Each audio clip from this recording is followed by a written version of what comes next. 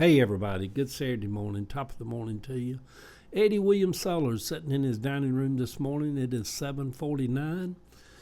Just waking up and getting my day going, having my coffee. It's going to be beautiful here in Atlanta today. Let's see where this morning post takes us this morning. Writing's so strange to me. I sit down and I just start writing, and I guess my brain just zigs and zags and ups and downs. So anyhow, the morning post this morning starts out by saying, Boom Boom said to me yesterday while we were sitting in the lower yard, "Don't ever put me on life support if anything ever happens to me." I said, "Boom Boom, they don't put dogs on life support." He said, "Well, that doesn't seem fair." I said, "Besides, you're a Baptist. You believe in heaven." He said, "Well, sometimes that's a little shaky." Ava and I ride down to Macon this morning for a couple of hours. We are going to the Harriet Tubman Museum for an event. Downtown Macon is going through gentrification, with all of the old buildings being turned into condos and lofts. I love old downtowns and southern towns and places, small and big like Macon. Macon's pretty good size. Will the nation have to hear about Jeffrey Epstein and child sex trafficking for the next 3 years? It seems like it.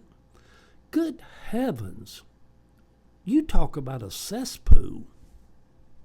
It will be interesting, if it all ever does come out, who were the people that were protecting him? Who else was having sex with underage girls who were being sex trafficked? Prince Andrew has already paid a little price for what he did. What a creepy guy he turned out to be. Trump is no less creepy, and if Clinton was involved, he is no less creepy either. What is it about men with authority and power and sex? So many Pentecostal preachers, big and small, had weird, repressed sex lives that came out in creepy ways. Like the one that told me he liked to have sex while on the pulpit in the darkness of the sanctuary.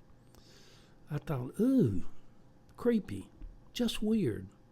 But the freaky side of some of us probably thinks, well, that could be kind of hot.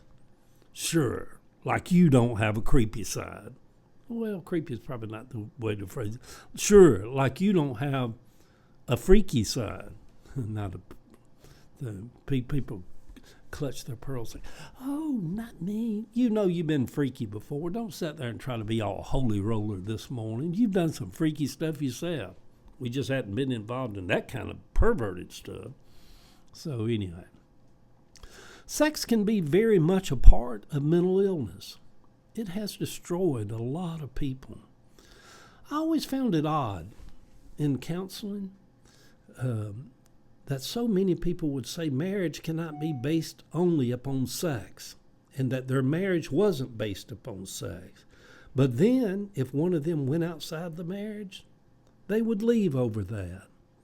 Well, if you left over your mate having sex outside the marriage, doesn't that mean in itself that it was based upon sex? Then they would say, well, it wasn't about him having sex, it was about trust and honesty and betrayal and all of those things around sex. No, it wasn't. It was about control and sex. You couldn't get over it. My first boyfriend after my marriage, the first guy that I fell in love with, and we had a house together and lived over in Ormwood Park, and he was my first gay lover. The first man I'd ever kissed as an adult male. I broke up with him after we'd lived together for a year, after I found out he had slept with another man while I was on a business trip down to New Orleans. What I didn't tell him at the time was that I had been sleeping around also. But I had to make him feel like he was just lower than a dog for doing what I had also done. I was 40 then. I learned a lot about myself then. I told him about it later, a few years later when we met and talked. Came clean to him. I wanted to be with someone that would do as I say, but not as I did. I changed after that. I grew up a little bit. I understand life's doesn't work out like that most of the time.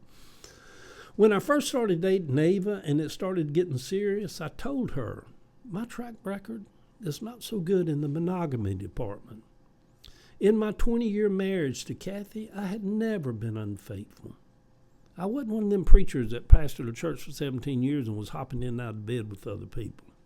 Never had any inappropriate behavior in all of those years, in church or my marriage. Look at me bragging on myself. I don't know if it's something you actually should brag about.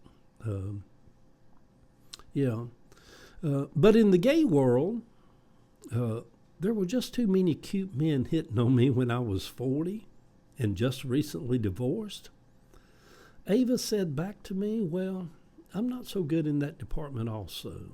So we started out 16 years ago being a little more honest about life than I was in my first gay relationship. When we know better, we do better. Dr. Maya Angelou, the great poet, once told Oprah. Good Saturday morning, sweet people.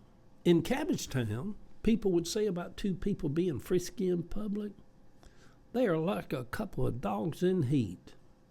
Trump, Epstein, and maybe Clinton are like some perverted dogs in heat with lots of money.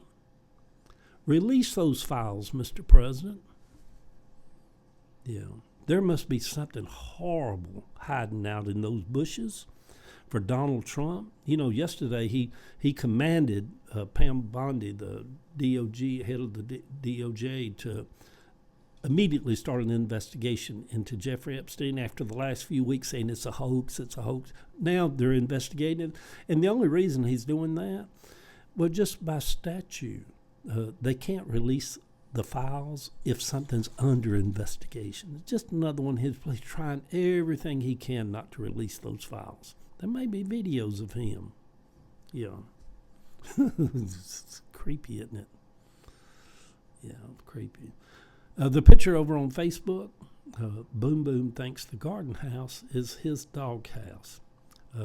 Good Saturday, everybody. The world's a mess right now, ain't it? Yeah, we just kind of pick it up and keep on going. Let my beard grow out for the winter. I don't know. Maybe let it grow out this winter.